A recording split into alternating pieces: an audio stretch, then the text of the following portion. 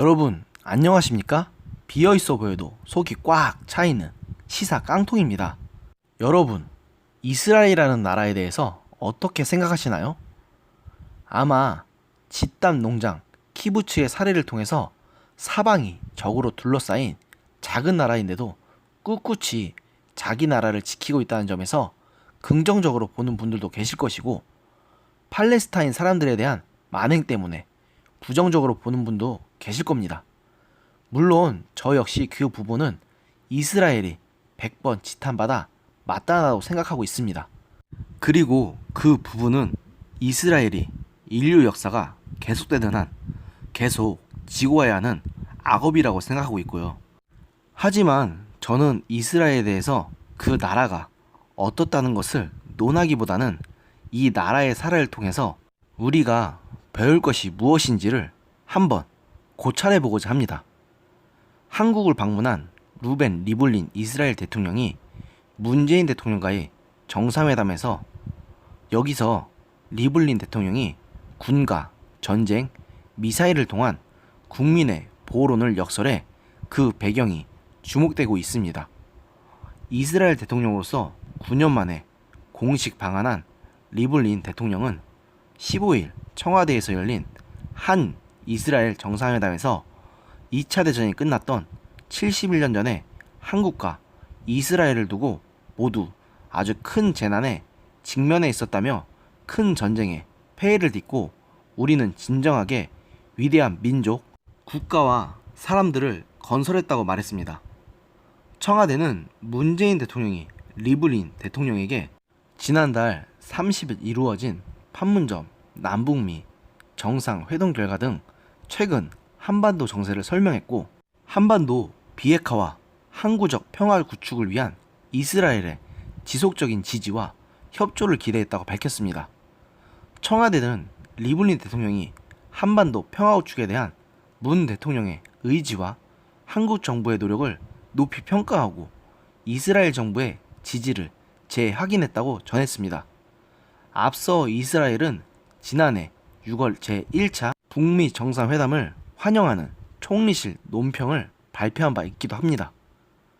문재인 대통령은 정상회담에서 한국과 이스라엘은 민주주의와 시장경제라는 기본 가치를 공유하면서 1962년 수교 이래 반세기 넘게 우호 협력 관계를 꾸준히 발전시켜왔다. 지난해 양국 교역 규모가 27억 달러로 역대 최고를 기록했고, 2001년부터 양국 정부가 공동 출자하는 한 이스라엘 산업연구개발기금 사업 등을 통해 무인 항공기 등 첨단 산업 분야에서 공동 성과를 내고 있다고 소개했습니다. 이스라엘이 국민 1인당 IT 기업 창업수가 세계 1위 창업국가로 알려진 점을 들어 문 대통령은 한반도 혁신 성장과 중소기업 중심 경제를 구현하기 위해 혁신벤처 창업에 많은 노력을 기울이는 만큼 이스라엘의 성공 경험과 지혜를 배우고자 한다고 제안했습니다. 아니, 문재인 대통령님, 지금 정책 방향 자체가 창업을 장려하기보다는 오히려 규제하는 쪽에 더 가까운데 어떻게 그런 정책을 펼 수 있다고 생각하시나요?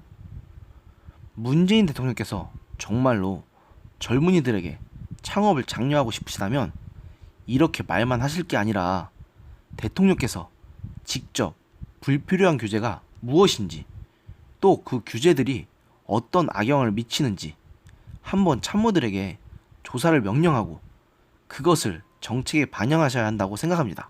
지금 우리나라 스타트업 자체가 온갖 규제 때문에 발이 묶여있는 상태인데, 이것을 개선하고자 한다면 불필요한 규제를 없애고 문턱을 낮추는 것이 필수입니다.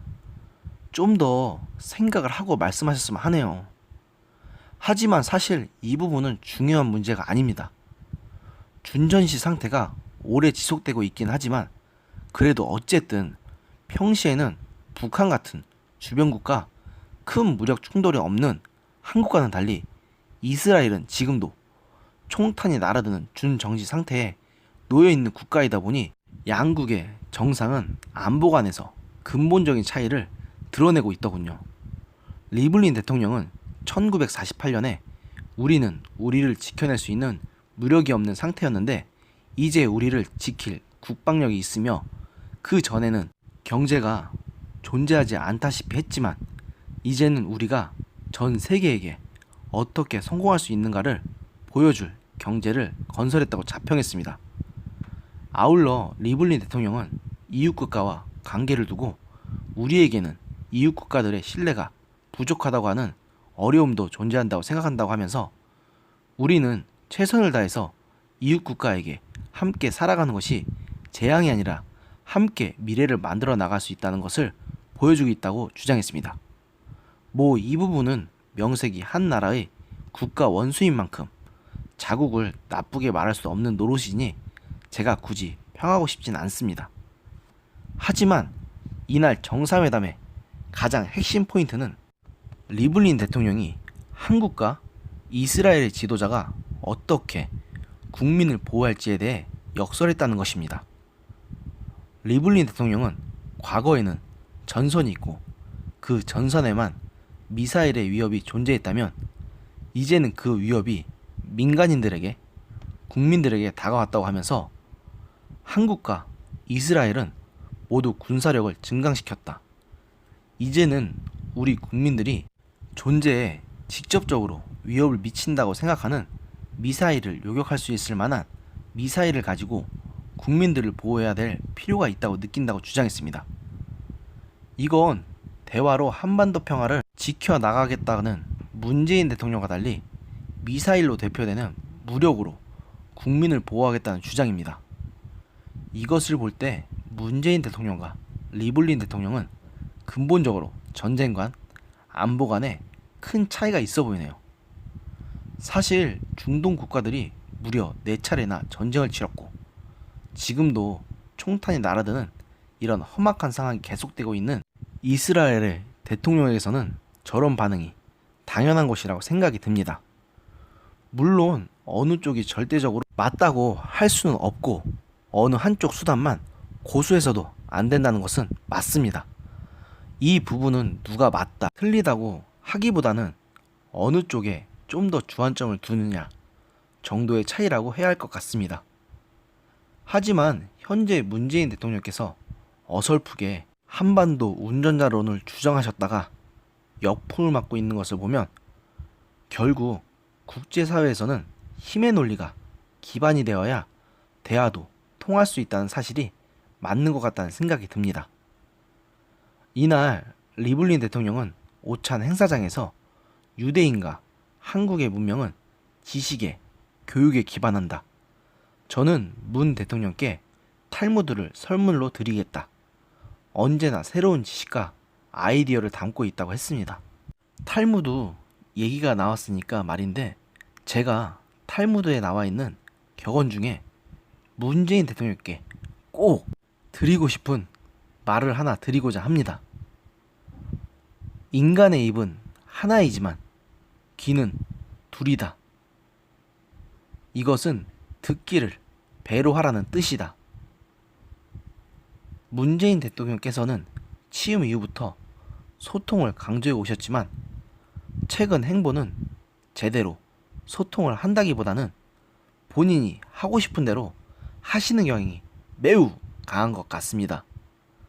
저 탈무드의 격언에서 충고하는 것처럼 이제부터라도 다른 사람들과 국민들의 말을 좀 더 많이 그리고 가슴 깊이 경청하셨으면 합니다.